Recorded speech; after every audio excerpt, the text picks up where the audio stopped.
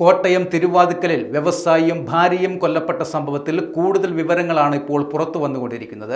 ഇവരുടെ വീട്ടിൽ നേരത്തെ ജോലി ചെയ്തിരുന്ന ഇതര സംസ്ഥാന തൊഴിലാളിയെ കേന്ദ്രീകരിച്ചാണ് ഇപ്പോൾ അന്വേഷണം പുരോഗമിക്കുന്നത്.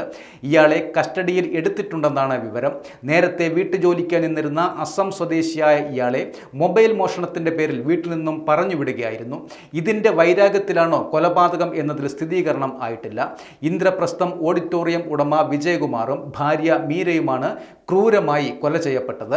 ആക്രമിക്കാൻ ഉപയോഗിച്ച കോടാലി വീട്ടിൽ നിന്നും കണ്ടെത്തിയിട്ടുണ്ട്. വീടിന്റെ പിന്നിലെ വാതിൽ തകർത്ത നിലയിലായിരുന്നു. അമ്മിക്കൽ ഉപയോഗിച്ചാണ് വാതിൽ തകർത്തത്. ഇതും വീടിന്റെ പരിസരത്ത് നിന്നും കണ്ടെത്തിയിട്ടുണ്ട്. മുഖം വികൃതമാക്കിയും നഗ്നരാക്കിയുമാണ് കൃത്യം നടത്തിയിരിക്കുന്നത്. വീട്ടിലെയും സമീപത്തെയും CCTV ഫൂട്ടേജുകൾ പോലീസ് പരിശോധിച്ചു വരികയാണ്.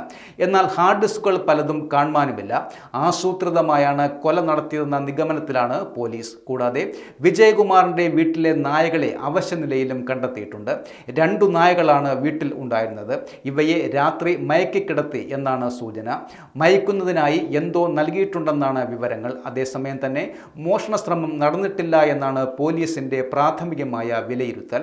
കൊല്ലപ്പെട്ട 2 പേരുടെയും ശരീരത്തിലെ ആഭരണങ്ങൾ നഷ്ടപ്പെട്ടതായി സൂചനയില്ല. വീട്ടിനുള്ളിൽ അലമാരയോ ഷെൽഫുകളോ ഒന്നും കുത്തി തുറന്നതായും സൂചനയില്ല.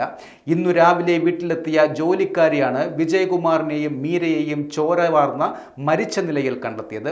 വിദേശത്ത് ബിസിനസ് ചെയ്തു വരികയായിരുന്ന വിജയകുമാർ പിന്നീട് നാട്ടിലേക്ക് താമസം മാറുകയായിരുന്നു. മകളും മകനും ഭാര്യയും ഉൾപ്പെടുന്നതായിരുന്നു വിജയകുമാറിന്റെ കുടുംബം. ഡോക്ടറായ മകൾ അമേരിക്കയിലാണ്. മകൻ നേരത്തെ തന്നെ അപകടത്തിൽ മരിച്ചിരുന്നു. 7 വർഷം മുമ്പാണ് വിജയകുമാറിന്റെ മകൻ ഗൗതമിനെ റെയിൽവേ ട്രാക്കിൽ മരിച്ച നിലയിൽ കണ്ടെത്തിയത്. ഈ കേസിലും ദുരൂഹതയുണ്ടെന്ന പരാതി വിജയകുമാറിനും കുടുംബത്തിനും ഉണ്ടായിരുന്നു. മകന്റെ മരണവും ഇപ്പോഴത്തെ സംഭവവും തമ്മിൽ ബന്ധമുണ്ടോ എന്നും പോലീസ് പരിശോധിച്ചു വരികയാണ്. ഗൗതമിന്റെ മരണത്തിൽ CBI അന്വേഷണം തുടങ്ങിയതിന് പിന്നാലെയാണ് ദമ്പതികൾ കൊല്ലപ്പെടുന്നതും.